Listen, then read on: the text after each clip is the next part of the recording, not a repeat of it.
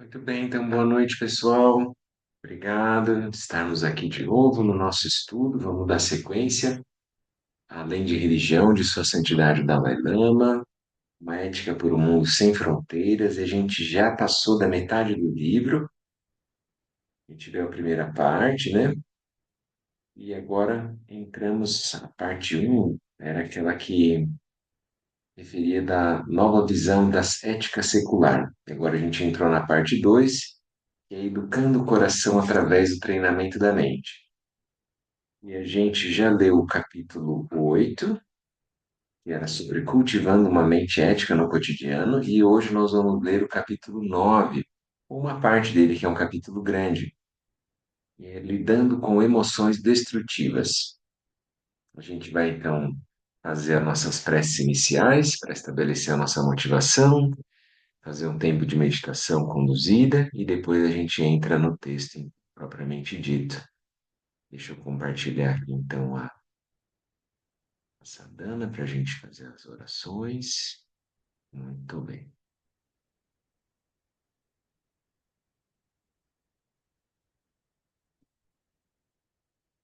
Dedicamos nossa prática a todos os Budas e patriarcas que mantiveram acesa a luz do Dharma por inúmeras gerações, aos patronos do Dharma, vivos e falecidos, aos nossos ancestrais e a todos os seres que morrem para a nossa sobrevivência.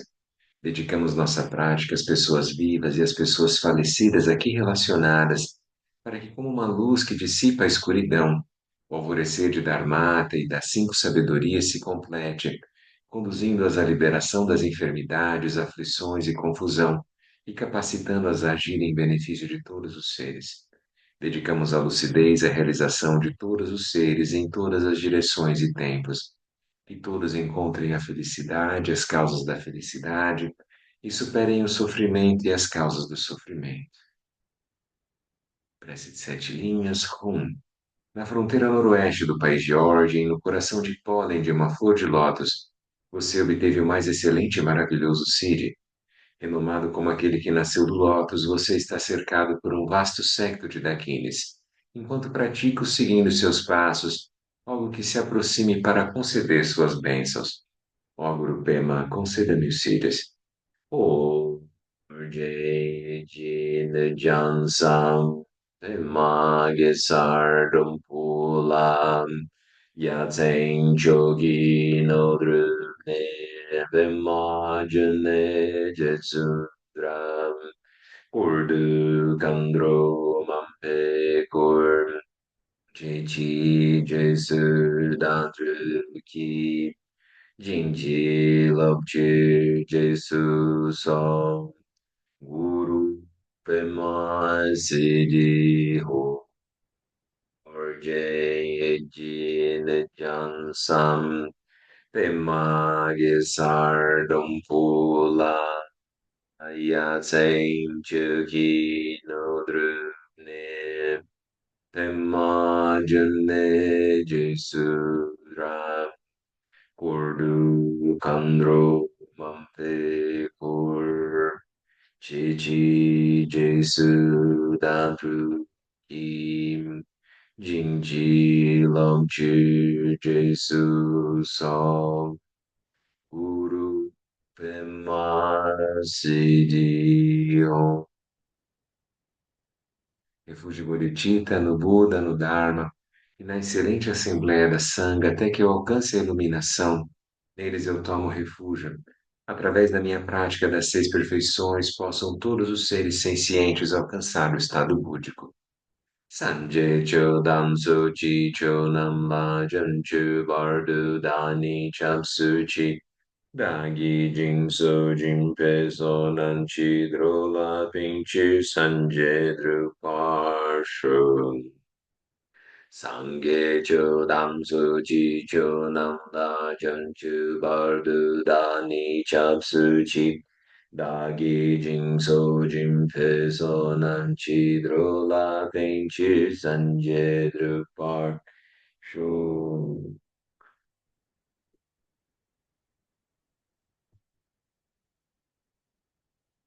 Muito bem, então vamos lá, pessoal. Encontrar a nossa posição confortável. Importante é manter a coluna ereta, os ombros relaxados. Traga sua mente de volta ao momento presente, fazendo algumas respirações profundas, conscientes.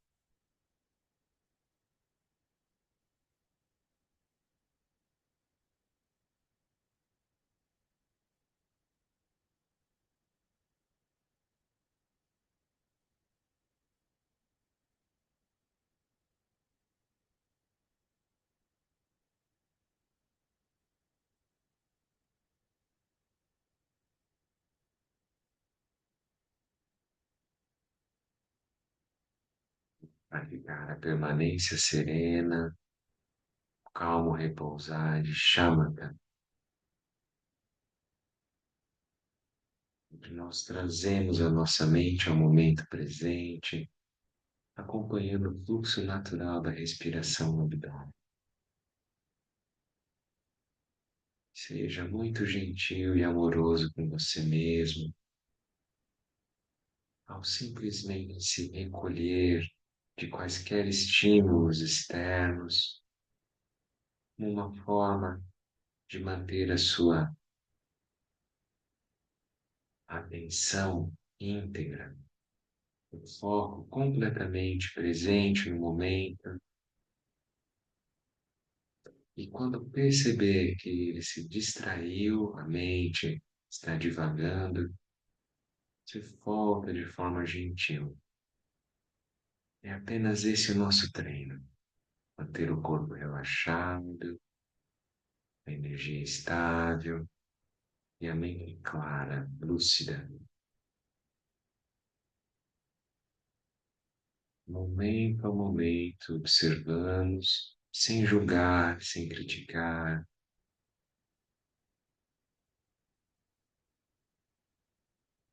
sem deixar a mente no passado ou no futuro. Nós vamos deixar os pensamentos de lado, os estímulos, o que quer que surja a mente. Todo o nosso foco é manter, sustentar essa atenção plena à respiração. O abdômen entra o ar, o abdômen expande. Quando o ar sai, a barriga entra. Vamos apenas observar esse fluxo, como uma testemunha observando o movimento, como fluir natural de um rio. Apenas observe, momento a momento, e vamos seguir a prática em silêncio.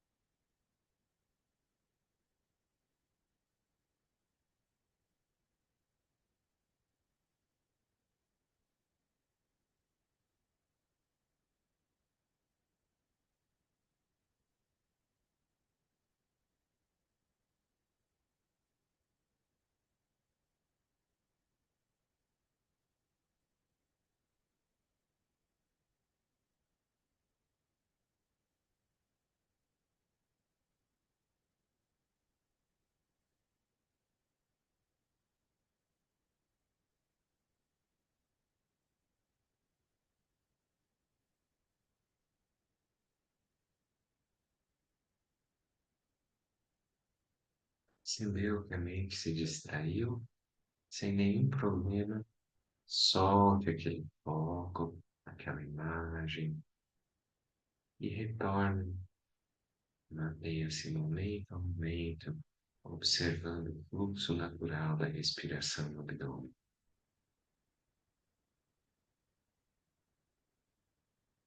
Perceba o relaxamento da prática e mantenha o equilíbrio da atenção vívida, clara, a mente desperta.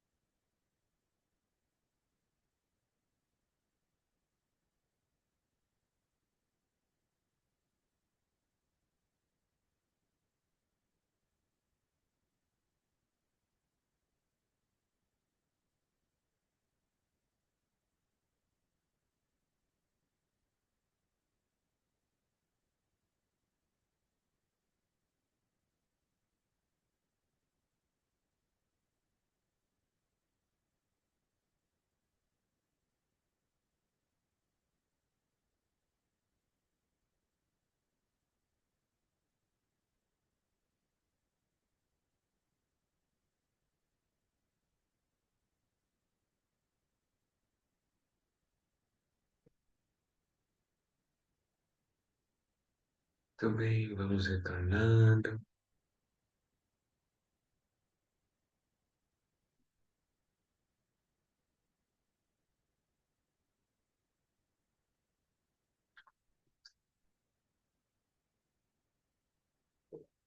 Bem na prática, tranquilo? Mas bem, né? A gente consegue, parece que vai decantando assim, né? Trazendo de volta a atenção. Muito, dá para perceber como se a nossa mente fosse até alguma coisa palpável, assim. Porque parece que quando surge a imagem, pensamento, alguma ideia, por exemplo, a gente fez alguma coisa no dia, viu um vídeo, leu um livro, conversou com alguém, estudou alguma coisa, aquilo volta. É natural que aquilo vai vir como uma onda, né, que reverbera. E aí é imediato, quase, que a mente se apropria daquela imagem, ela se agarra naquilo. Então, o maior ponto é a gente não se agarrar ao que surge na mente, no conteúdo. A gente não vai lutar, não vai reprimir o conteúdo surgir, a onda vai surgir. Então vai, é natural, vem como um reflexo daquele dia. Só que a hora que vier, eu não preciso me agarrar. Dá para entender isso? Então, quando surge a imagem, se eu estiver completamente lúcido, presente, relaxado, eu nem me apego e nem gero aversão daquilo. Então, esse que vai ser o treino, vai surgir na minha mente a imagem, a história, o que quer que aconteceu, ou que vai acontecer, que eu estou querendo, né, projetando. Aí vem aquilo e eu não faço mais esse movimento com a minha mente de tentar agarrar aquela história e resolver e começar, vamos dizer assim, trabalhar ali dentro, elaborar aquilo, aquela história. Eu só vou observar aquilo surgindo, manter meu equilíbrio, meu centro, meu foco imóvel, sem movimentar minha energia para querer que faça alguma coisa, que aconteça isso, que não aconteça aquilo. Então eu volto. Daí, nesse momento, é que eu estou ganhando essa maestria de autonomia da minha energia. A minha energia não fica mais à mercê da imagem que surge na mente. Então, o pensamento, ele só continua se ele ganhar energia, senão ele cessa, ele se dissolve. Se eu colocar energia ali, imputar energia ali dentro, aí a energia, vamos dizer assim, o pensamento fica brilhante, a gente dá luz, daí aquilo começa a viver. Então, podem surgir muitas imagens. Se ela não ganhar energia, ou seja, emoção, se eu não colocar um afeto naquilo, ele não dá sequência, né? Olá, Pedro, tudo bom? Que bom te ver. Noite, Seja bem-vindo. tá aqui. Legal. Então, a gente acabou de fazer a nossa prática de meditação e a gente estava falando quando surge a imagem, se a gente não se agarra a ela, a gente consegue ganhar esse espaço de liberdade, que a nossa energia se torna autônoma em relação às imagens que vão surgindo na tela da mente. Esse que é o nosso treino. Daí a respiração é muito útil, é muito favorável. A gente sempre fala, né? A respiração abdominal, ela ajuda a dar um relaxamento, porque no geral a gente está muito acelerado. Se a gente estiver mais para sonolento, daí pode ser a respiração na foco nas narinas, que aí a mente fica mais aguçada. Você percebe o ar entrando e saindo. Mas quando a mente está com muita produção de imagem, de conteúdo, né, daí a gente vai lá está uma rede social interna, né? Daí você tenta voltar e prestar atenção lá no abdômen. A energia vai se equilibrando assim. Tá bom? E daí não tem problema, como a gente falou, surgem as imagens, mas o meu centro, a consciência, ela está centrada, ela fica imóvel, ela não pula naquela história que vai cavalgar aquela imagem, ela vai ficar ali, centrada, tá bom? Esse vai ser um treino. E hoje nós vamos falar especialmente, então, da consciência emocional. O capítulo do Dalai Lama vai ser sobre como lidar com as emoções, que para mim, é essencial isso. A gente é como um analfabeto emocional, né? Parece que a gente vai para a escola, aprende a ler, escrever, a gente faz graduação, a gente faz pós-graduação, a gente estuda anos, Mas aí, em termos de emoção, parece que a gente continua lá nos 12, 13 anos, até os 80. Quando a gente está com 80 anos, ainda vê as pessoas agindo, parece que elas agem, infelizmente, agem como se tivesse 11, 12 anos, né? Então, tipo, a bola é minha, ninguém vai jogar, né? Mais ou menos assim. Então, a gente vai ter que aprender a olhar para as emoções. Não é uma coisa simples, fácil, mas a gente pode tomar consciência delas, né?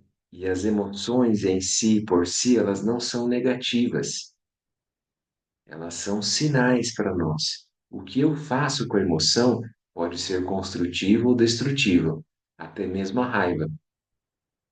Então, a gente vai poder olhar isso também. Tá bom? Então a gente está lá na página 135, capítulo 9 da parte 2, lidando com emoções destrutivas. Quem está com o texto aí? Como sugeri anteriormente, se a chave para a felicidade humana está em nosso próprio estado mental, é nele também que estão os principais obstáculos para essa felicidade. Sem dúvida, os maiores impedimentos para nosso bem-estar individual e para nossa capacidade em ter uma vida espiritual plena é a nossa própria tendência persistente às emoções destrutivas ou aflitivas. Essas emoções são os verdadeiros inimigos da felicidade humana e a fonte suprema de todo o nosso comportamento destrutivo. Combatê-las é um objetivo importante da prática ética e espiritual. Mas antes de oferecer algumas sugestões práticas de como lidar com as tendências destrutivas e como reduzir a influência delas sobre nossos hábitos e comportamentos diários, devo primeiro fazer a pergunta: esta é a meta? É uma meta realista? Seria mais ou menos isso, é factível, né? Será que nós, enquanto seres humanos, realmente temos a capacidade de fazer uma mudança a partir do nosso interior? Então, a possibilidade do autoaperfeiçoamento, na página 136. Há muito tempo, as religiões do mundo reconheceram que os seres humanos têm a capacidade de fazer essa mudança de dentro para fora. Porém, demonstrar quão real é essa capacidade em um contexto puramente secular pode ser um desafio. Por exemplo, uma pessoa materialista poderia argumentar que estamos completamente condicionados pela biologia, ou que, em um linguajar moderno, estamos programados de uma certa maneira. Por essa ótica, algumas pessoas são naturalmente predispostas a sentir raiva, enquanto outras são naturalmente mais inclinadas à bondade. Umas são geneticamente dispostas a serem otimistas, já outras têm uma propensão inata para a depressão. Visto que muitos dos nossos traços de caráter de fato parecem ser herdados e que as emoções aflitivas, como a raiva, o ódio, a inveja, são parte da nossa natureza, podemos nos acomodar pensando que não há nada que possamos fazer sobre isso. Como resultado, talvez tenhamos a sensação de que é de fato impossível mudar a disposição mental com a qual nascemos. Se não houvesse mesmo nada que pudéssemos fazer a respeito das nossas emoções, seríamos verdadeiros escravos delas. No entanto, do ponto de vista científico, especialmente nas áreas de psicologia e neurociência, gradualmente estão emergindo evidências que sugerem que, através de um esforço consciente, é possível alcançarmos uma mudança significativa em nossos padrões emocionais e comportamentais. Claro que, como disse antes, não sou nenhum cientista, porém, há muitos anos venho discutindo essas questões com especialistas. Dessas conversas, me pareceu que a recente descoberta daquilo que é chamado de plasticidade cerebral pode oferecer uma explicação científica para essa significativa possibilidade de mudança. Pesquisadores observaram que, em resposta aos nossos pensamentos e experiências, os padrões e estruturas do cérebro podem mudar, e de fato mudam ao longo do tempo. Além disso, agora os cientistas são capazes de observar a interação entre as partes do cérebro associadas a atividades altamente cognitivas, como o pensamento racional no córtex frontal, e as partes conhecidas como sistema límbico, incluindo a amígdala, em forma de amêndoa, associada aos nossos reflexos instintivos e emocionais mais primitivos. Esses avanços na neurociência levaram muitos cientistas a considerarem seriamente a ideia de que talvez possamos ser capazes de treinar nossos instintos emocionais através dos nossos próprios esforços conscientes, literalmente alterando os padrões físicos do cérebro.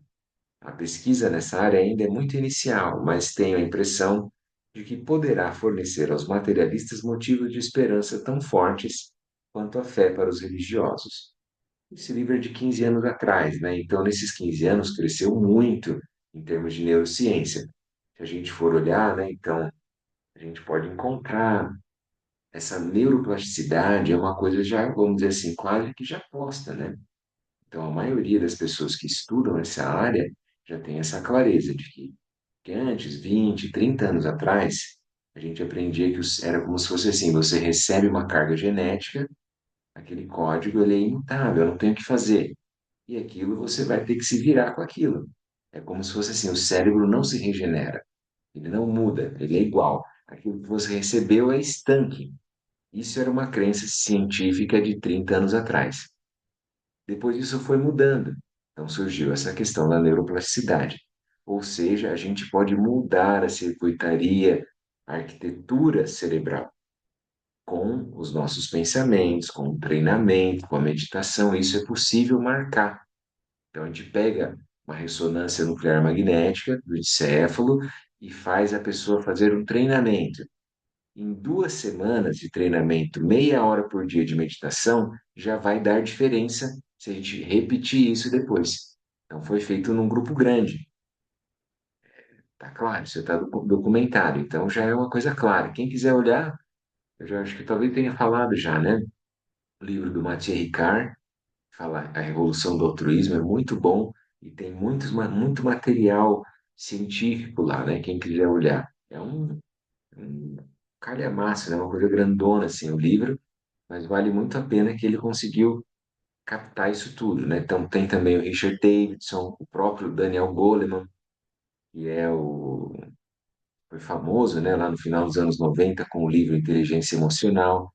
Então, os dois são psicólogos de Harvard, daí eles também, desde os anos 70 começaram a estudar o impacto das emoções e da meditação, né? Então, tem muito material, assim. Tem uma outra coisa importante que eu me lembrei agora também, que eu vou falar um pouquinho aqui também, que a gente lembra que tem a epigenética, né? Então, assim, não é só o código genético, mas é aquilo que ele reflete.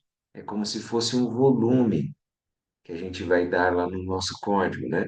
Então, às vezes a gente vai estar com o gene que está silente, ele não é expresso, é um gene que está médio, está mais ou menos o volume, está sendo expresso, mas não tanto, e tem uns que estão sendo muito expressos. Então, não é só o código, é o ambiente também que ele está imerso. É o ambiente físico, vamos dizer assim, as substâncias, aquilo que a gente se alimenta, mas é como a gente dorme, é como a gente respira, é como a gente pensa, né? Se a gente vai estar tenso no ambiente, a gente vai produzir muito cortisol, a gente vai afetar o eixo neuroendócrino, com certeza, daí vai mudar o ambiente interno e as células vão se expressar de uma outra forma, né? Então, aqui ele vai mostrar também, então, que vai a neuroplasticidade, a epigenética vai mostrar que então a gente pode treinar a nossa mente e isso vai ter repercussões físicas, né? Não é só a pressão que vai baixar, não é só o cortisol que vai reduzir, né? Não é só a serotonina, dopamina que vai melhorar, mas o cérebro vai mudar. Certas conexões vão aumentar e outras vão reduzir, né? Muito bem, então vamos lá na página 137. Vocês também podem falar, pessoal, assim que quiserem, tiverem alguma sugestão, ideia, tá bom? Página 137, o mundo das nossas emoções. Ah, e mais uma vez aqui eu vou lembrar também, assistam divertidamente. Depois que ler o capítulo, pega para ver com a família lá, a animaçãozinha. Pode ser o 1 e o 2, é muito bom. Aquilo é totalmente baseado em neurociência. Tenho, até deixei o livro aqui para vocês verem também, ó. Esse livro é muito bom. Consciência Emocional do Dalai Lama com Paul Ekman. É uma conversa dele. Esse Paul Ekman é um dos principais pesquisadores, mais de 50 anos, sobre as emoções. Então vale muito a pena também. Tem vídeos deles também, a apresentação até do Daniel Goleman aqui. Talvez o pessoal tenha assistido, né, aquele Fly to Me lá, que era uma série que ficou famosa, a gente já comentou, foi baseada no estudo dele, né? O Ekman estudou as emoções e as microexpressões faciais. Então, o pessoal da CIA, do FBI, todo mundo ia estudar com ele para ver se a pessoa estava mentindo ou não, pelas expressões, né, assim por diante. E aí, depois eles fizeram o Atlas das Emoções. Isso também a gente encontra na internet, está aberto. Tá em inglês, né? Mas é muito bom. Se você quiser olhar lá, eles foram catalogando vários tipos de emoções. O Paul Ekman, ele vivia viajando. Ele já faleceu agora faz uns 2, 3 anos, com 90 anos quase, né? A filha dele, a Ivy Ekman, continua com esse estudo. Se eu não me engano, é na Universidade da Califórnia, São Francisco, se eu não me engano, que ele estava lá, né? E ela segue lá. E então ele viajava. Ele dava aula por um tempo e viajava um outro tempo do ano, tipo meses. E aí ele foi para várias culturas, na África, na Ásia, nas Américas, né, em vários lugares. E aí ele ia procurar o que estava livre da questão cultural, mas que estava presente, independente da cultura, o que que a pessoa tinha de emoções básicas, o que que era um denominador comum da humanidade, das emoções. Daí que surgiu lá naquele comando lá do Divertidamente as 5 emoções que ele pegou no começo, né? As emoções básicas da alegria, da tristeza, da raiva, do medo, do nojo, né? Daquela aversão. Então, a partir desse estudo, que é uma coisa muito elaborada, eles fizeram lá a animação. Né? Então, vale a pena depois que a gente lê esse capítulo, voltar a assistir. Aí vai ver com outros olhos, né? O mundo das nossas emoções. Curiosamente, na ciência da mente do budismo clássico, na qual sou treinado, não existe o conceito de emoção como uma única categoria que corresponda de modo preciso à compreensão da emoção na psicologia ocidental contemporânea. Na verdade, não existe uma única palavra em sânscrito e nos textos clássicos tibetanos que traduza exatamente a palavra emoção, mais ou menos aquilo que nos move, né? Emoção. Isso porque entende-se que todos os estados mentais incluem tanto a dimensão cognitiva quanto a sensorial, e contém 5 fatores mentais onipresentes, entre os quais está a sensação. Os outros 4 fatores são a percepção, o reconhecimento, a volição, que é a vontade, né? A atenção e o contato. Assim, mesmo um processo mental cognitivo tão simples quanto contar de 1 a 10 é considerado como tendo algum nível de sensação, que naturalmente está relacionado ao contexto. Há também várias maneiras de categorizar nossos estados mentais. Por exemplo, na psicologia contemporânea, a principal distinção, muitas vezes, é feita entre estados emocionais que são agradáveis ou alegres, descritos como positivos, e aqueles que são desagradáveis ou dolorosos, descritos como negativos. No entanto, na psicologia budista clássica, a distinção é bastante diferente. A principal distinção não é entre os estados agradáveis e desagradáveis, mas entre aqueles que são benéficos e aqueles que são prejudiciais. Estados mentais aflitivos, conhecidos como Nyongmon em tibetano ou Klesha em sânscrito, são aqueles que põem em risco nosso bem-estar a longo prazo, enquanto os estados mentais não aflitivos são aqueles que não têm esse impacto destrutivo. Tendo em conta essas diferentes formas de categorizar a experiência emocional, é importante que os leitores não confundam as emoções aflitivas, ou seja, emoções que a longo prazo são prejudiciais ao nosso bem-estar, com aquelas onde simplesmente não nos sentimos bem. É claro que às vezes elas se sobrepõem. Sentimentos de ódio, por exemplo, são ao mesmo tempo destrutivos e também uma experiência desagradável. Há também experiências que podem ser desagradáveis e, contudo, benéficas. Da mesma forma, podemos ter sentimentos que são agradáveis e, no entanto, destrutivos. Por exemplo, sentimentos de tristeza, pesar e remorso certamente não são agradáveis, mas, por si mesmos, não são necessariamente aflitivos. Quando enfrentamos a morte de um ente querido, sentimentos de luto e tristeza podem ser realmente muito construtivos ao nos ajudarem a compreender a perda e seguir em frente. Da mesma forma, emoções que inicialmente parecem agradáveis podem, no entanto, ser destrutivas em um nível profundo, minando a nossa paz e estabilidade mental. Um exemplo disso pode ser a luxúria, o desejo excessivo por um determinado objeto. Inicialmente, tal desejo pode parecer agradável, mas, no final, o desejo obsessivo corroerá a nossa capacidade de contentamento genuíno e minará nosso equilíbrio mental, devendo, portanto, ser considerado destrutivo. Um exemplo clássico, assim, a gente pode lembrar: aquilo pode não ser agradável, mas ser positivo, ser construtivo. Então, você vai tomar um remédio amargo, aquilo não é agradável, mas pode ser bom, certo? Vai ajudar o teu corpo, vai ajudar a tua mente, o que for. Então, esse é um exemplo clássico. O outro pode ser, por exemplo, agora passamos da Páscoa. A gente se entupiu de chocolate. Então aí você pensa, o primeiro chocolate que estava delicioso, seja o mais gostoso, que você estava querendo, que tinha guardado ali, por comer com a família, tinha todo um contexto.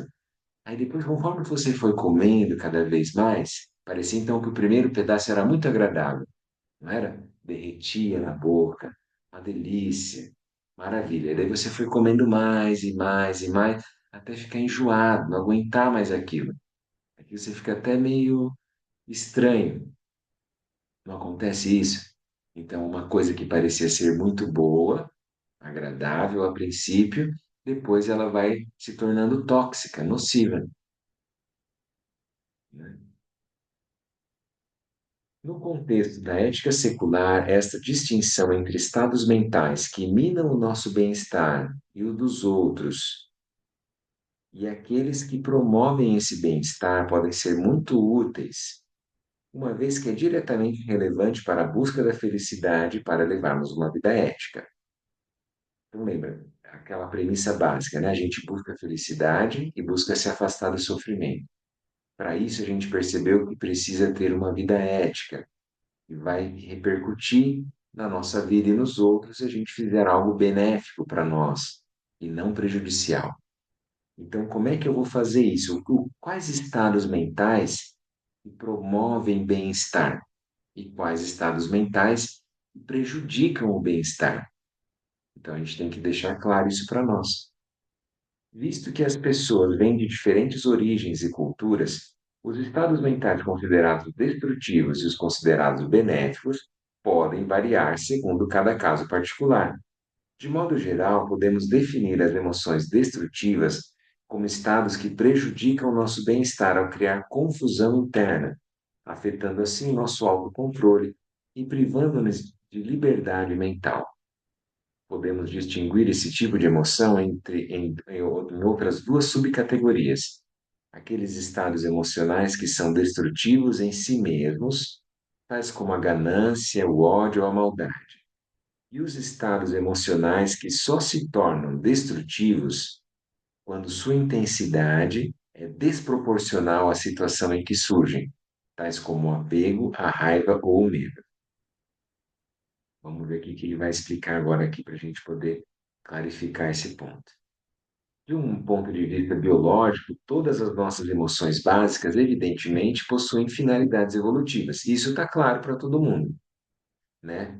Então, aquela coisa básica, né? Se tenho medo, é luta ou fuga. Eu preciso, né, evitar alguma coisa que está ameaçando a minha sobrevivência.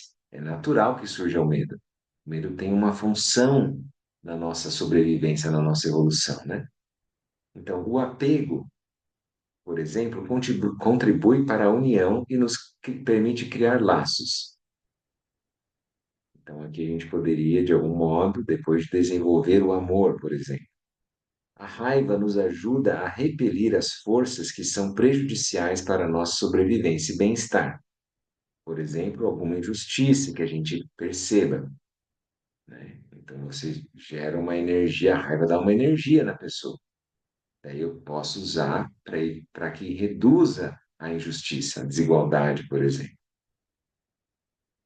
O medo nos permite responder a uma ameaça de forma vigilante. Você fica esperto. E a inveja nos leva a competir com os outros para que não esqueçamos de nossas próprias necessidades. Então, aqui não precisa ser uma questão de ciúmes, né? Mas uma questão da pessoa se empenhar, se engajar. Cientistas demonstraram que essas emoções básicas possuem dimensões biológicas claras. Por exemplo, quando enfrentamos um perigo imediato e surge o medo, mais sangue corre nas nossas pernas. Ou seja, a dar aquela escapadela, né? Aquela corrida, corridão. E com o aumento da adrenalina e aceleração das batidas do coração, a emoção do medo literalmente nos prepara para fugir. No caso da raiva, mais sangue corre para os nossos braços quando ela surge, preparando-nos para combatermos a ameaça. Aí vai ser um enfrentamento, né? A luta. Assim, o ponto importante que se deve ter em mente é que esses sentimentos não são destrutivos em si, a gente tinha comentado no começo.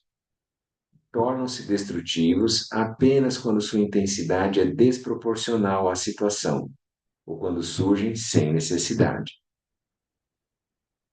Então, ele pode ter uma função básica, clara e útil para nós, tanto o apego, quanto a raiva, quanto o medo. Eu posso dar um bom direcionamento para aquilo quando surge. Mas se aquilo começar a tomar uma proporção exagerada, daí aquilo se torna patológico, daí é ruim para mim e para os outros, né? Quanto ao apego, que em certo sentido é o sentimento que mantém as famílias e as comunidades unidas, não costumamos pensar nele como algo destrutivo. No entanto, quando esta emoção básica se torna excessiva e tenta controlar seu objeto, torna-se destrutiva. Isso é verdade também quando se trata de desejo, que em si não é destrutivo. Afinal de contas, sem ele, a raça humana deixaria de existir por completo. Na verdade, o desejo é a emoção que guia nossas atividades diárias, como levantar de manhã, comer, trabalhar e buscar nossos objetivos de vida imediatos e os de longo prazo. Então, o problema é quando a pessoa se torna, vamos dizer assim, obcecada, né, pelo apego, pelo desejo, aquela paixão, tudo vira em torno daquilo, se torna uma coisa assim, desproporcional, né? De modo similar, até mesmo a raiva não é destrutiva sempre. Em algumas situações, por exemplo, a compaixão forte pode dar origem a um igualmente intenso sentimento de indignação. Isso é raiva em face de uma injustiça. Mais uma vez, sentir um pouco de raiva faz com que nossa mente se torne mais focada e tenha uma explosão extra de energia e determinação. Deste modo, em certas ocasiões, situações, a raiva pode nos instigar a fazer coisas e a obter justamente o que queremos. Contudo, quando vai além dessa função prática, a maior parte da energia que nos traz não é nada benéfica, visto que provavelmente em algum momento todos fomos vítimas da raiva de alguém, conhecemos por experiência própria as consequências desagradáveis. Mas, enquanto em alguns casos a raiva pode ter um elemento construtivo, o ódio nunca tem. O ódio é sempre destrutivo. Então, vocês estão percebendo que ele está fazendo essa distinção, né? Então, raiva pode surgir como uma sensação de injustiça e te dá um propósito, uma determinação, e você vai lá e vai atrás daquilo que você acha que tem que ser feito, uma energia extra. Se passar num outro ponto, que daí você vai ter uma outra agressividade, um ódio, um rancor, daí vai ser uma outra coisa. Você vai se envenenar com aquilo, e envenenar os outros também. Então também é uma questão de proporção. Lembra, né, que remédio e veneno é só a questão da dose. O mesmo remédio pode se tornar um veneno. O medo, assim como a raiva, não é destrutivo em todas as situações. Em certas ocasiões, ele nos faz ficar mais atentos e nos protege do perigo. É um poderoso fator de motivação, uma vez que nos obriga a sermos cautelosos e cuidarmos do nosso bem-estar. Porém, então aqui é aquela questão da prudência, né? Ser precavido. Porém, quando o medo é obsessivo, pode nos paralisar e se tornar uma condição mental muito destrutiva. Então, uma crise de pânico, por exemplo, a pessoa, né, ela fica paralisada, dá o freezing nela, né? Além disso, o medo em excesso dá origem a um estado persistente de ansiedade, prejudicando a saúde.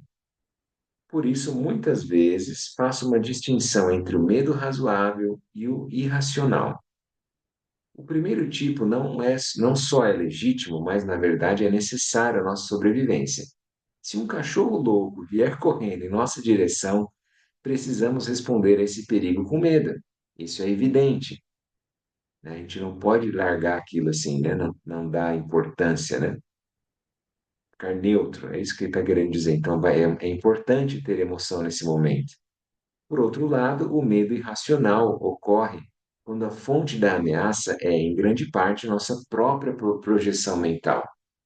Então, você fica imaginando coisas, e aí, vou encontrar aquela pessoa, ela vai falar aquilo para mim, e aí você entra numa noia, entendeu? É essa que é a neurose, esse que é o problema. Precisamos conter, que é a projeção mental, né? Precisamos conter esse tipo de medo, pois é totalmente inútil e muitas vezes destrutivo. Para combater o medo irracional, precisamos ter ao nosso lado uma melhor compreensão da situação.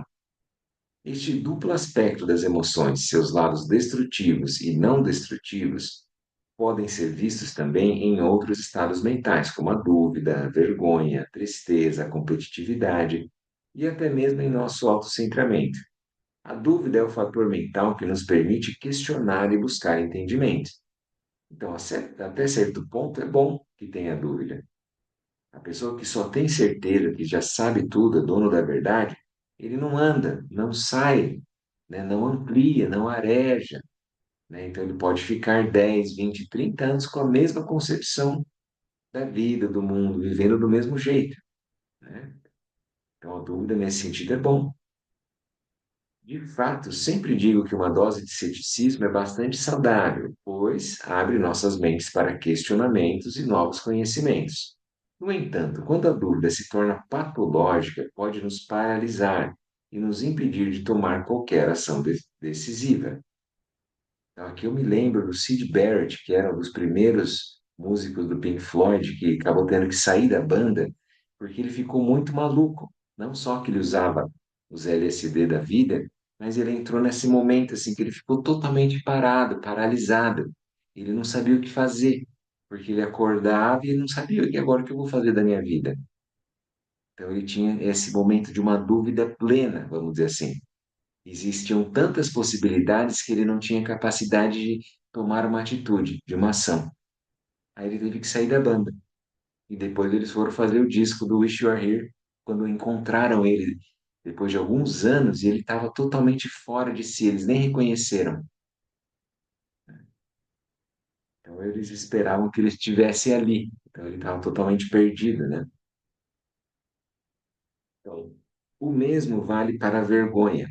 Em sua base, a vergonha é uma importante emoção social uma função construtiva. No entanto, quando se torna extrema, pode levar a uma baixa autoestima e um auto-julgamento negativo, que claramente não é construtivo. Então, a vergonha, até um certo ponto, seria como se fosse um superego. A pessoa, pelo menos, ela tem uma censura, ela tem uma sensação de que existem limites, existem regras, não pode fazer qualquer coisa em qualquer ambiente. Então, ela se torna adequada socialmente. É isso, você precisa aprender a transitar nos vários ambientes. Eu posso chamar isso de uma certa vergonha, vamos dizer assim, né? Perceber limites, regras, né? Não é fazer qualquer coisa. né? Agora, se aquilo se tornar extremo, daí a pessoa ela vai se tornar totalmente assim, ela não sabe o que fazer, ela fica totalmente submersa dentro dela mesma. Igual lá no Divertidamente 2, que era aquele personagem gordinho, alto, um rapaz grande, né, meio adolescente, que usava um capuz e puxava para se esconder, que ele era vermelho. Então ele era grande, a vergonha vinha grande, mas ele queria sempre se esconder, ele não queria aparecer de momento algum, em momento algum, né? Então não precisa se tornar uma coisa extrema, né? Que ela prejudica a autoestima.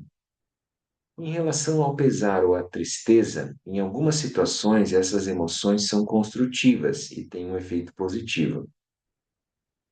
Porém, quando se tornam um hábito da mente, separadas de qualquer causa realista, podem ser destrutivas. Por exemplo, quando se manifestam como mágoa internalizada ou como depressão. Aqui ele citou a questão do luto. Então, é natural que a pessoa fique triste depois de que tem um luto. Perder um emprego, perder um relacionamento, ou perder uma pessoa querida, certo? É natural. Ia ser muito estranho se ela não ficasse triste. Aí era patológico, se ela ficar dando risada, se ela achar muito legal aquilo que aconteceu. Então faz parte elaborar o luto, ela sofrer aquilo, ter essa tristeza. A tristeza é como se fosse uma forma de lidar com aquela emoção. Vocês lembram lá, então, de novo, no Divertidamente? Qual que era o problema? E que é o problema da humanidade, a maioria das pessoas não quer dar espaço para outras emoções que não a alegria, certo? Era só a alegria que queria guardar as memórias. Lembra? Ela só queria que fosse tudo da cor dela, as emoções. E aí chegou num certo momento que ela não dava conta das experiências da menininha. Porque nem tudo é só alegria, nem tudo são só flores, não é isso? É natural que a gente vai passar por momentos de tristeza, por momentos de medo, e assim vai, e assim por diante. Aquilo ajuda a gente a lidar com as emoções, a lidar com as situações que a gente está exposto. Então, nesse sentido, a tristeza era bem-vinda. Lembra que a tristeza ajudou ela a ser mais pé no chão. Agora, é claro, se a tristeza ficar em excesso, aquilo se torna uma depressão. Daí a pessoa não consegue sair de dentro de si mesma, ela fica ensimesmada, né? Muito bem. A competitividade também pode ser construtiva, quando o nosso desejo competitivo nos motiva a lutar para conseguir algo melhor ou superior. No entanto, quando a competitividade se transforma em um desejo de depreciar os outros e fazê-los ficarem para trás para que possamos vencê-los, então se torna destrutiva. Então, como é que eu posso ver a competitividade como algo positivo? Quando eu tento fazer o meu melhor, quando eu vou tentar, vamos dizer assim, manifestar o meu melhor potencial. Dá para entender isso? Eu vejo, eu tenho uma situação, eu consigo melhorar essa situação ou não? Mesmo que eu olhe para a situação dos outros.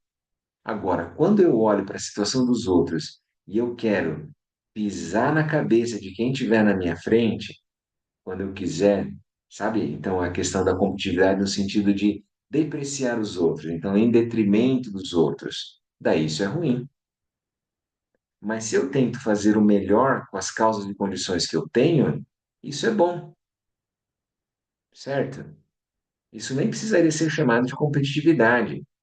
A gente poderia falar de manifestar o seu pleno potencial, né? Fazer o melhor com as dadas condições que você está na realidade circundante, né?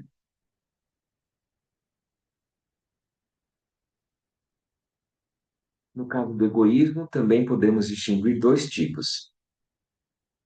Um forte senso de autoafirmação pode ser construtivo, pois é a base para gerarmos autoconfiança, um estado de mente que nos permite dizer sim, eu posso fazer isso. Mas outro tipo de egoísmo se torna evidente quando, a fim de satisfazermos nossos próprios interesses, nos tornamos totalmente alheios ao bem-estar dos outros e até mesmo dispostos a explorá-los para o próprio benefício. Isso é claramente destrutivo. Isso é tão maluco porque outro dia o Ângelo, meu filho de 5 anos, ouviu esse que estava acontecendo alguma coisa de corrupção, sei lá o que que era que surgiu na mente dele ali, e ele queria saber o que que era isso. Não sei se era numa prefeitura, era num governo, era no estado, não sei onde que era a questão. Eu sei que daí ele queria saber qual que era isso, a história. E a coisa é tão maluca que ele não entendia como é que aquilo podia. A gente foi tentar explicar na linguagem. Então, para a criança, acho que a maioria não tem isso. Mas como assim? Se aquilo é público, como é que ele quer pegar para ele? Essa que era a pergunta dele. Então, a gente pode ver aqui, né? Ele faz o autocentramento, então, com a pessoa centrada em si mesma. Quando eu uso a palavra egoísmo, ela pode estar meio maculada na nossa cultura, né? Ah, você é egoísta, uma coisa pejorativa, né? Que só quer saber de si mesmo, do ego, né? Então, eu posso olhar como um autocentramento, é uma palavra um pouco mais neutra. E as palavras também mudam a nossa forma de se relacionar com o conceito.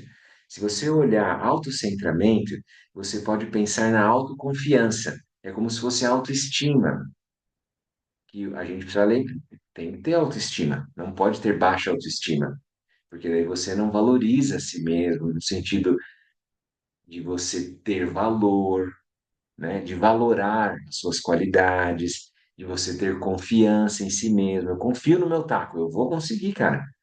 A iluminação é possível, então eu vou atrás. Como assim? Entendeu? Ah, eu vou fazer o que tem que ser feito. Então te dá uma energia, uma confiança, um engajamento. Isso é bom.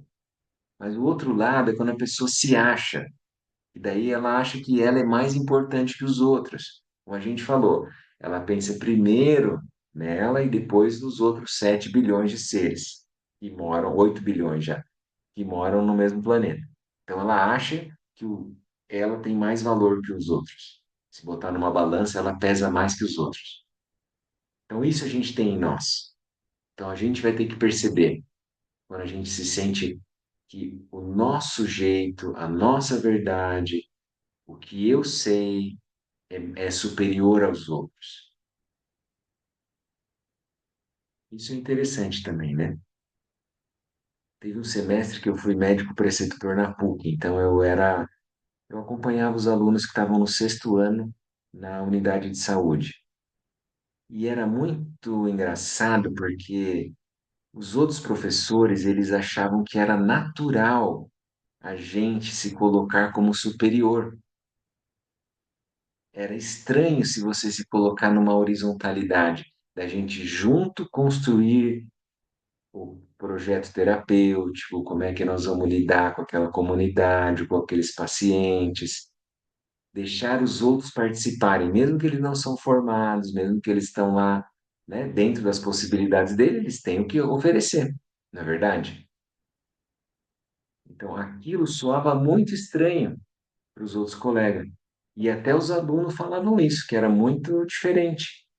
Você vê como que é, né? Parece que era uma coisa natural, que a gente, na verdade, tá ali junto, sentado em roda, e como é que nós vamos cada um oferecer o seu melhor e ver como é que dá para manejar aquela situação, em termos de diagnóstico, de terapêutica, assim por diante, né? Muito bem. Então, quando estamos lidando com assunto tão sutis como são os processos mentais humanos, é importante não sermos demasiadamente dogmáticos. Então, aquela certeza, né? Eu sei que é assim, ponto final. Abrir espaço, né? Ser receptivo, né? Estar aberto, na verdade, né? Esse que é o ponto. É difícil ou impossível afirmar se um determinado estado mental é ou não destrutivo sem o conhecimento do seu contexto. Normalmente, só podemos fazer essa determinação tendo em conta a motivação subjacente, o objeto específico da emoção, as consequências da emoção e assim por diante. Então, no que se refere à mente humana, devemos sempre manter uma atitude aberta, pragmática e flexível. Então, vocês lembram, né? Sempre a gente tem que lembrar que o que colore as nossas ações é a nossa intenção, é a motivação.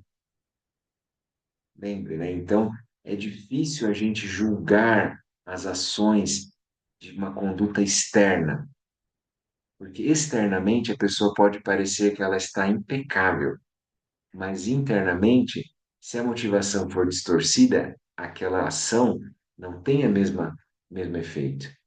A gente já lembrou disso, né? Então, a pessoa pode construir um hospital, pode fazer a doação para um asilo de velhinhos, ela pode ajudar num orfanato. Se ela tiver uma motivação distorcida, porque daí ela vai aparecer, daí as pessoas vão achar que ela tem valor, que vai ser reconhecida, vai ser amada. Então ela não está pensando em aliviar o sofrimento daqueles que são objeto da ação dela. Ela está pensando na reputação dela. Então, tudo que a gente fizer na nossa vida, a gente pode perceber isso. A gente está querendo se valer daquela ação para que a gente possa brilhar, ou a gente está querendo usar aquela ação de verdade, sem vamos dizer assim, um autocentramento, com a vontade de que beneficie de verdade o outro. Ninguém precisa dar reconhecimento naquilo, no momento. Né? Isso pode ser muito útil para nós, se a gente lembrar desse crivo, né, dessa razão assim. Acho que a gente pode ler mais um tópico aqui, depois a gente deixa os outros para a semana que vem. Esse capítulo é bem grande, né? Tem, olha aí, 25 páginas. Minha nossa, é enorme. As emoções são importantes, né? São longas coisas.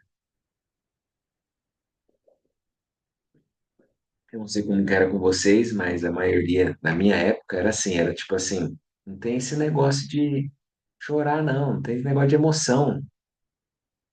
Mais ou menos, não vem com conversinha, sabe assim?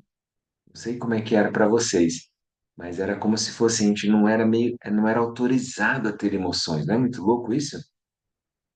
Quando você é criança, adolescente, aí você vai escrever poesia, daí você vai ler outra coisa, você vai sublimar de outra forma, né? Mas é interessante isso, a gente olhar como mudou em 30, 40 anos a criação. Agora faz parte ouvir as emoções. As emoções são importantes, a gente não desqualifica, a gente valida as emoções. A questão maior é como lidar com elas agora, porque todo mundo tem emoção, né? Agora, o que que eu faço com ela? A pessoa também que reprimiu demais ou tomou muita medicação, de alguma maneira quis dopar as emoções, aquilo também não é bom, porque depois ela vai ficando meio, como é que eu vou dizer assim? Ela vai ficando inerte, ela vai ficando sem brilho na vida, porque as emoções dão brilho na vida também, né? Então vamos lá, na página 144, emoções destrutivas e suas características compartilhadas. Uma característica comum entre as emoções destrutivas é a tendência a distorcer nossa percepção da realidade. Elas limitam a nossa perspectiva de modo que não conseguimos enxergar uma determinada situação em seu contexto mais amplo. Por exemplo, quando estamos sentindo alguma forma de apego extremo, tais como desejo intenso, luxúria ou ganância, né, a avidez de ter as coisas, né? Frequentemente projetamos uma qualidade de atração ao objeto do nosso desejo, que excede em muito o que realmente está na nossa frente. Então a gente sabe, né? A gente projeta e aquilo que é tudo bem, é bom, é gostoso, é uma coisa boa, aquilo se torna, nossa, a melhor coisa do mundo. O que não é verdade, né? Esse apego obsessivo impede que enxerguemos até mesmo os defeitos mais óbvios. Criamos um tipo de insegurança em nós mesmos e um sentimento de que precisamos obter o objeto de nosso desejo. E que, se não o obtivermos, estaremos incompletos. Essa sensação de insuficiência.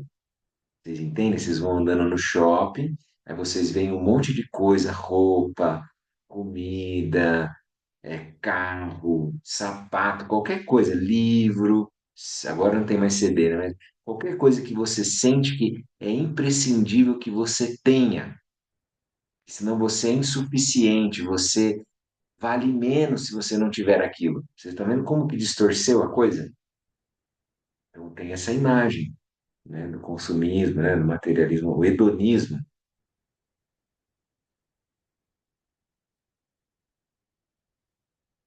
Então, se não tivermos, estaremos incompletos, né? O apego excessivo também tende a envolver um desejo por controle, que pode ser muito sufocante entre o objeto desse desejo, quando o objeto desse desejo é uma pessoa. A pessoa quer te controlar, você fica toda hora mandando mensagem, fica querendo saber onde é que a pessoa foi, deixou de ir, e assim vai, né?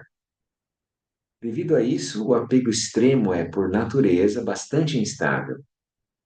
Aquela labilidade emocional que a pessoa está de lua, né? Você não sabe o que vai acontecer. Em um momento podemos sentir grande afeição por algo ou alguém, mas quando, por exemplo, esse nosso desejo por controle é contrariado, o sentimento pode facilmente se transformar em ressentimento ou ódio. Então, antes você estava amando, de repente você acha horrível que pode ser uma amizade, pode ser uma companheira, um companheiro, seja o que for. Você vai lá e você inverte aquilo. É muito rápido, né? Que o amor, na verdade, entre aspas, não é a bondade amorosa, é o apego, né? Quando a gente vai ouvir as músicas, tudo é apego, não é amor, mas a gente usa a palavra amor. Então, na verdade, aquilo rapidamente se transforma em ódio, se transforma em aversão, o apego e a aversão, né?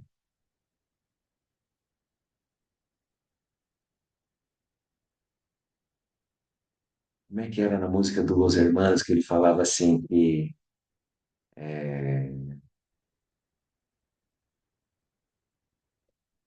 um doce te amar, o amargo é querer-te para mim. Então, você pode amar o outro e você vai. Aquilo é um doce, pode ser uma coisa boa, uma energia boa. O amargo é querer-te para mim. Então, você querer o apego, você prender o outro, daí esse que é o problema, né? É interessante isso. Daí a gente vai vendo exemplos, né? Esse tipo de perda. Então, aqui vamos continuar, desculpa. Em um momento podemos sentir grande afeição por algo ou alguém, mas quando, por exemplo, esse nosso desejo por controle é contrariado, o sentimento pode facilmente se transformar em ressentimento ou ódio. Todo mundo já pode lembrar da sua própria adolescência, né, se passou por alguma situação assim. Esse tipo de perda de perspectiva é uma das características das emoções extremas ou intensas de aversão, tais como a raiva, o ódio, o desprezo, o ressentimento. Por exemplo, quando somos dominados por uma raiva intensa, uma intensa raiva, o objeto da nossa raiva parece sempre 100% negativo. Olha como a gente distorceu a realidade. Isso é polarização. O lado que eu me apego, eu acho que é 100% certo. É o maniqueísmo medieval. Então a gente acha que existe o bem e o mal absolutos, né? Deus e o demônio. Então quem está do lado do bem e quem está do lado do mal. É isso que ele está falando aqui. Então a gente distorce a percepção da realidade.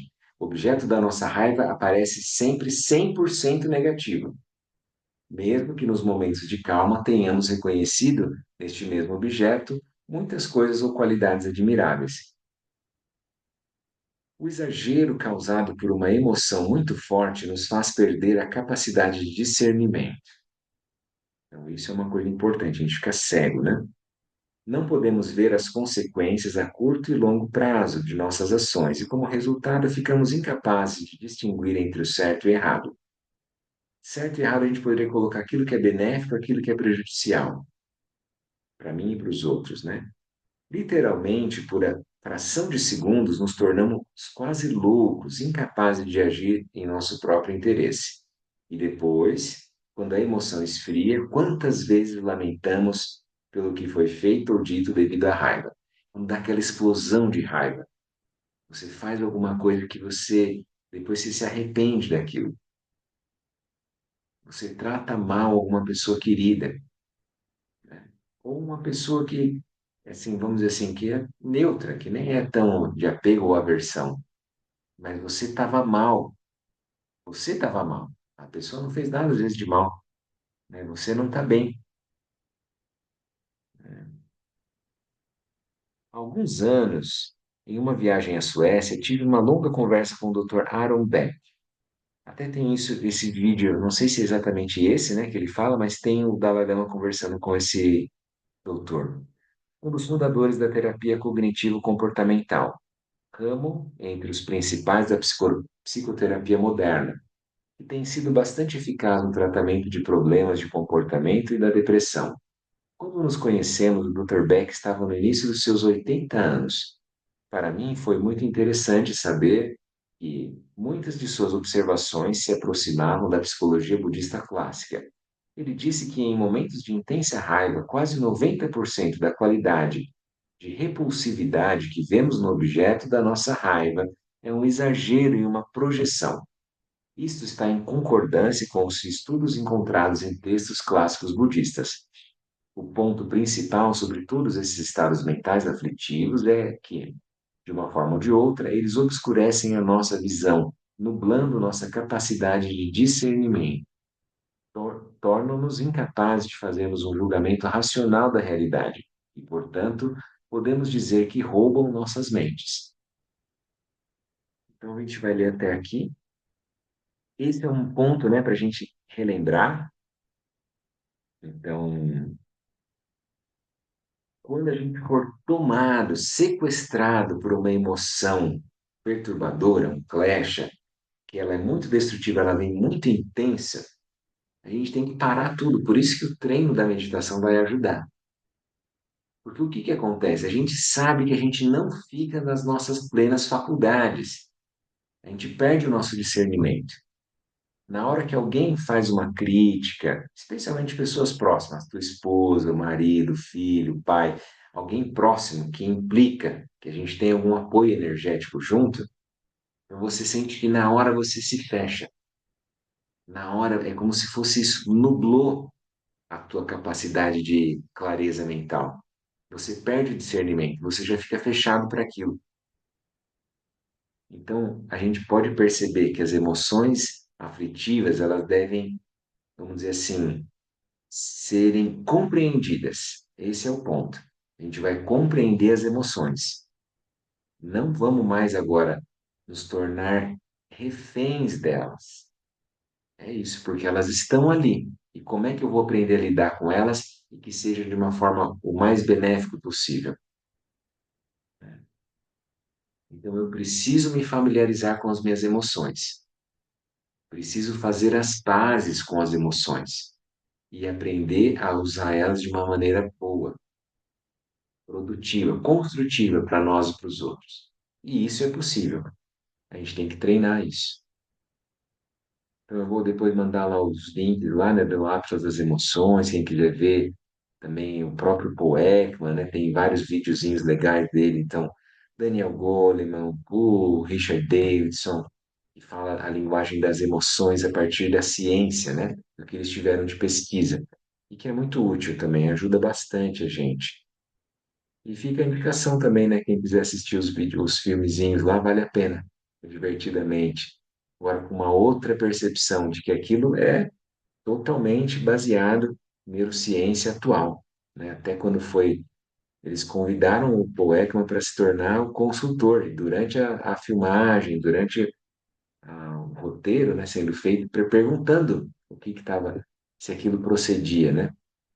É muito bom. Bom, pessoal, alguém tem alguma pergunta?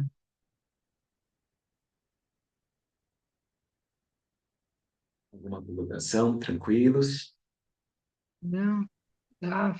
É, é, é muito importante a gente treinar a meditação, porque é só através desse treinamento que a gente vai se conhecendo, né? E conseguindo controlar. Se você se observa, né? Aprendendo a se observar, aí não leva, não fica só na hora da meditação. É o tempo todo a gente tem que estar se observando, sabe? Para não extrapolar, não fazer as coisas e se arrepender depois, né? Não dizer as coisas e depois se arrepender e ver que aquilo ficou infrutífero, né? Então e o treinamento é que é muito importante. É isso que eu estou percebendo, que é o que está Isso me mesmo, ajudando Mari. bastante. É, num certo momento, até um certo ponto, a gente era muito mais cognitivo, né? De ler as teorias, de entender, de falar, já entendi isso, tranquilo, então tá bom.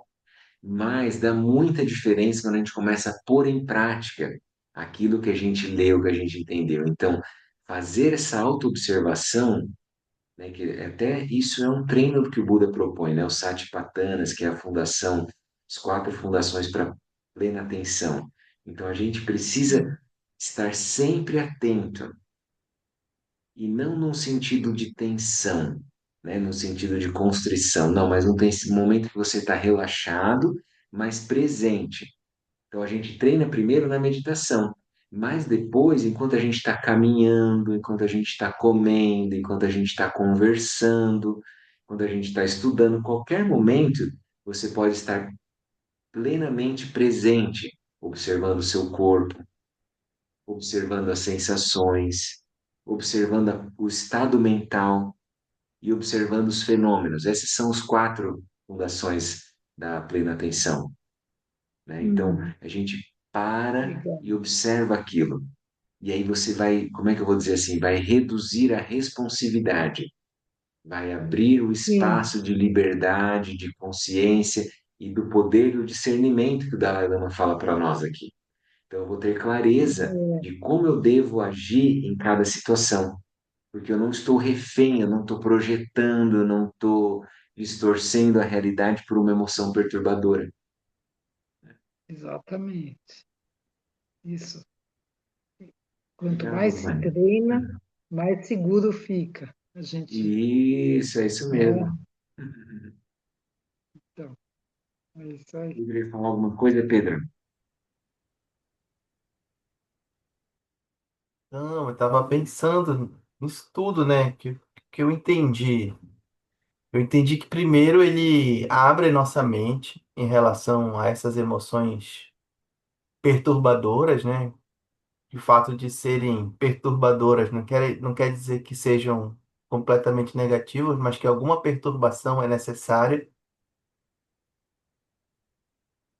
Mas aí depois ele fecha, né? Dizendo que não, mas olha, elas têm um problema de nublar a sua mente, de prejudicar seu julgamento, né? Mas aí eu fiquei pensando em relação às outras emoções, essas emoções que a gente considera como positivas, né? Porque outro dia, por exemplo, então, eu sou candidato, né? Sou candidato a vice-diretor do instituto na universidade. Uhum. E aí a gente tem uma comissão eleitoral que está tendo um trabalho muito controverso. Aí, resumindo, eu sempre defendo a comissão porque eu acho que são professores que nem eu. E sempre acho que estão mal orientados, que estão agindo porque tem muito trabalho, que não estão fazendo as coisas por mal. Então, eu sempre tento ter um olhar compassivo em relação ao outro, né? E aí, outro dia, jogaram essa em mim, assim, tipo, não, você não pode, você não está conseguindo ver, né? Aí eu pensei, pô, será que a compaixão está prejudicando o meu julgamento? E eu não estou conseguindo ver as coisas como são, né? Porque eu não quero ver as coisas como um ataque, sabe? Às vezes é uma escolha também, dizer, olha, as pessoas houve um erro, né? Se houve um erro, você corrige o erro, mas não necessariamente isso é um ataque contra mim. Mas aí eu estou num contexto que parece que não tem lugar para compaixão, entende? Mas eu me questionei isso agora, né? Tipo, tá, mas são só as emoções perturbadoras que podem prejudicar o meu julgamento, né? Que podem me impedir, que podem nublar a minha mente. Você falou dois pontos, Pedro. Então, primeiro que daí você falou, né, que ele comentou que a, as emoções elas devem ser acolhidas, né, no sentido que todas têm uma função ali, mas depois ele fechou, né? Daí que aquilo pode nublar. Na verdade, eu acho que ele quis dizer que se ela for extrapolada, né? Se ela for assim exagerada, se aquela emoção perturbadora, vamos dizer assim, ó, você fica vermelho de raiva, você se tornar a própria raiva, Daí é igual o personagenzinho lá no desenho que fica soltando faísca, a chama por cima, daí ele esquece de tudo. Daí ele fica bravo e aí pronto, né? Daí, tô pistola, daí fica nervoso, aí aquilo sai um fogo para cima, assim, esses tempos atrás a gente assistiu com o Ângelo. Então, o que que é isso? Aí a pessoa se perdeu. Daí ela não tem mais, vamos dizer assim, o discernimento. Daí nublou mesmo. Agora, se ele tem uma percepção, por exemplo, ó, aí a segunda parte do que você trouxe, em relação à situação que a gente passa, e você percebe que existem erros, injustiça, vamos dizer assim, e aquilo surgiu uma raiva, e a raiva pode ser bem direcionada, então eu vou lá e eu vou me opor à negatividade, mas eu não vou me opor às pessoas, é esse que é o ponto, daí isso é compassivo, entende? Então sempre tem espaço para compaixão em qualquer lugar, porque qualquer lugar que a gente for, a gente vai levar a nossa mente, é a nossa mente que constrói a experiência. A experiência não está posta, final, cristalizada e acabada. A gente sempre fala isso. Então, a universidade, ela é quem? Ela é o prédio. A universidade é quem? É o material didático. A universidade é quem? Os livros. Não, a universidade são as pessoas que vão lá e vão construir a experiência de universidade, como em qualquer lugar. A gente vai no SEB, é isso. O SEB não existe no templo, não existe lá nos livros. Ele existe na relação das pessoas.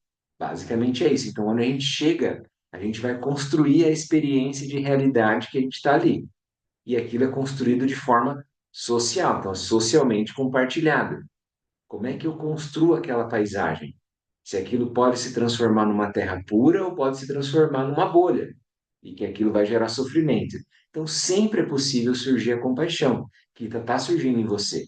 A questão maior é, às vezes, precisa ser firme, não é verdade, cara? Não é uma compaixão tola, uma coisa assim que é piegas. Ah, vem cá, meu filhinho, passou a mão na cabeça de todo mundo. E não, não é isso. A gente vai deixar bem claro, olha, se você não está fazendo bem para a coletividade, isso não é bom para você também, nem para os outros e nem para você. Então, eu preciso interromper aquilo, seja quem for, né, cara? Então, se alguém está fazendo alguma coisa que não está sendo bom, olha, é melhor a gente conversar. Não é nada pessoal, não é contra o outro. Mas a gente precisa deixar claro, olha, se você fizer mal para o outro, para as outras pessoas, isso está impactando, vai gerar sofrimento para você e para os outros. Então a gente tenta cortar aquela negatividade. Lembra? É aquela ação irada, né? As quatro formas de ação no mundo. A ação de poder, quando eu me mantenho equilibrado, com a minha consciência clara. Eu não vou me mover.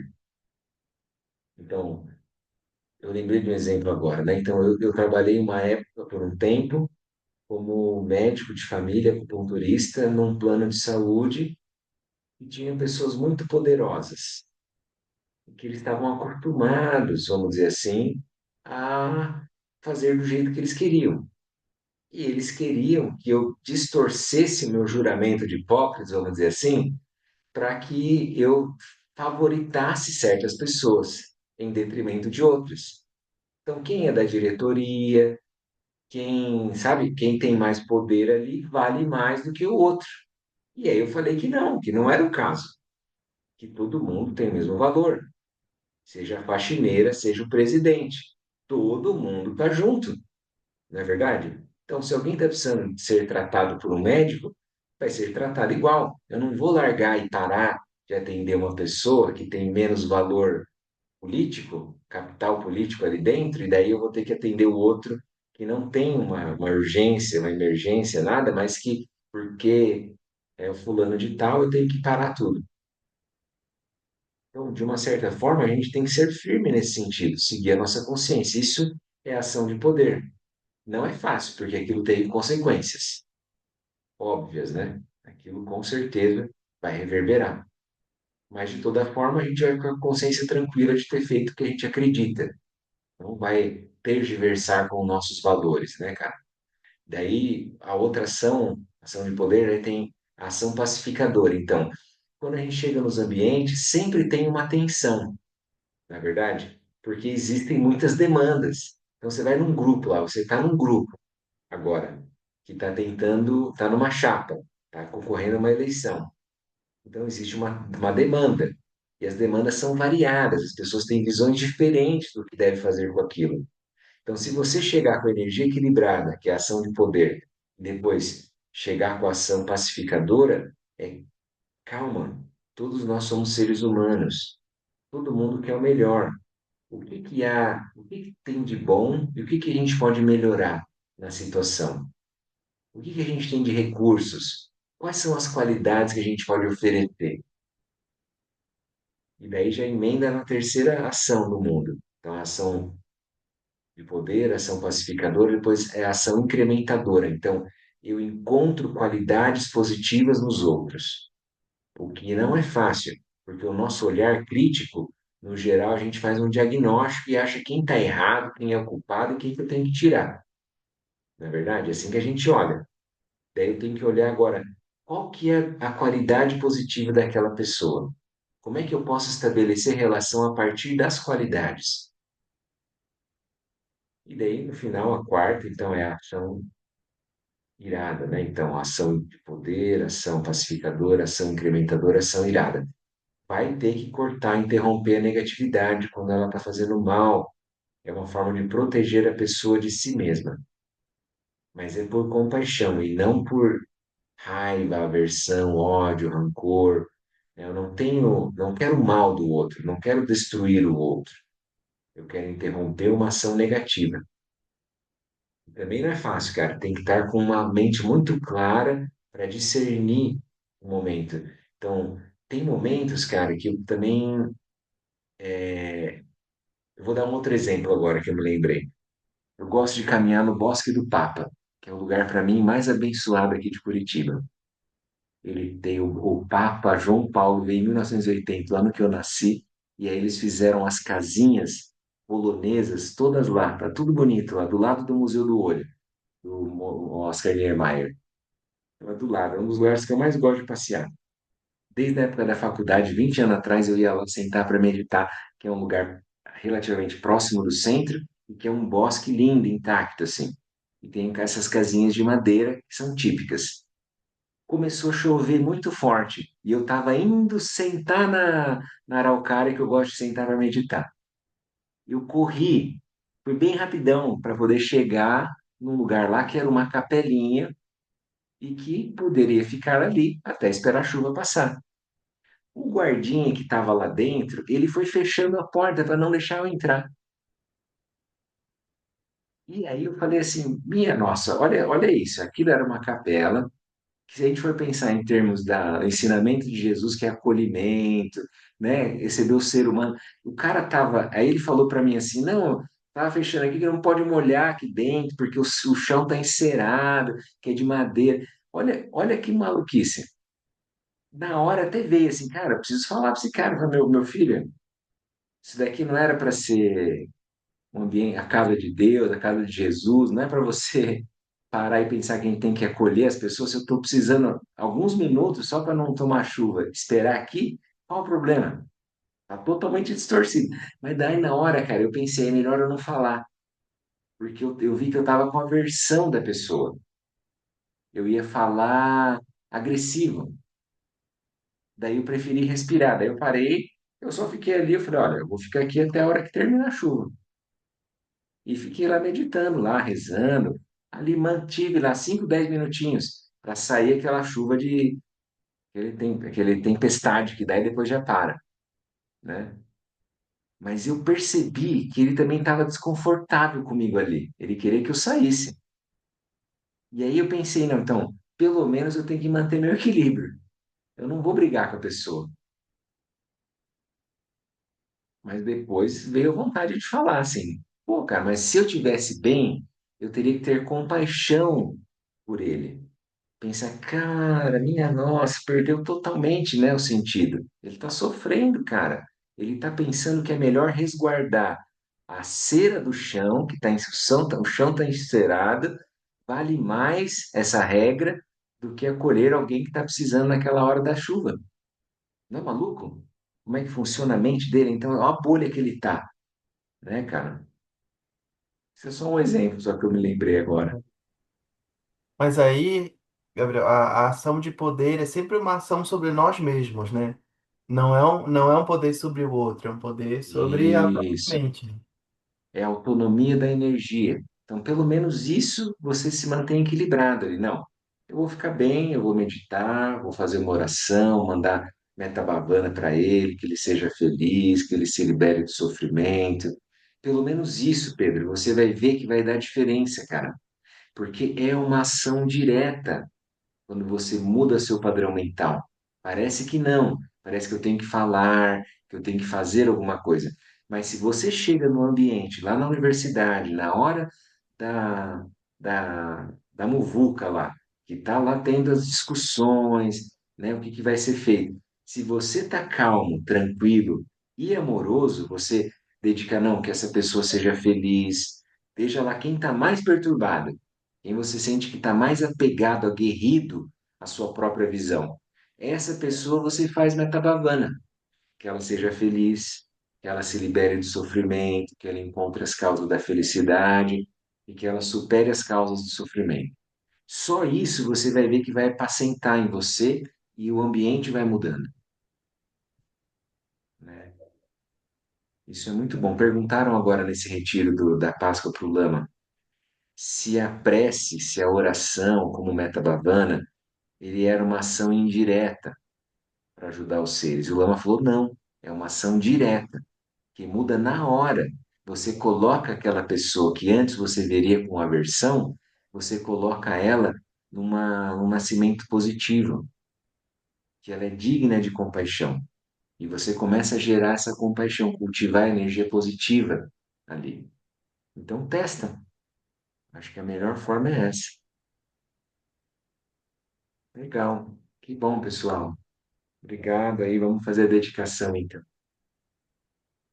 Que os méritos desse encontro se expandam e toquem a todos, que o Mestre Universal da Paz e da Compaixão, Sua Santidade o Dalai Lama, juntamente com todos os mestres de todas as tradições que veiculam essa mensagem, tenham longa vida, que todos estejam a salvo de gerar pensamentos negativos, obstáculo mais destrutivo, que estes pensamentos nunca surjam em nossa mente, que todos os seres também estejam livres de pensamentos negativos.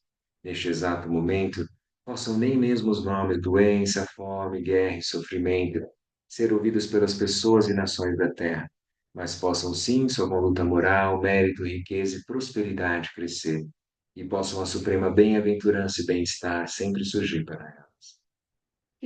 Chosum ring chezan din sasum chapar pedro chosum nam wadan midrau do sungele. Show. Obrigado, pessoal. Boa semana. Até um abraço. Boas práticas. Ah, Seguimos junto, gente. Valeu. valeu. Até Tchau. mais. Tchau, tchau. Boa noite. Tchau, tchau. Boa noite.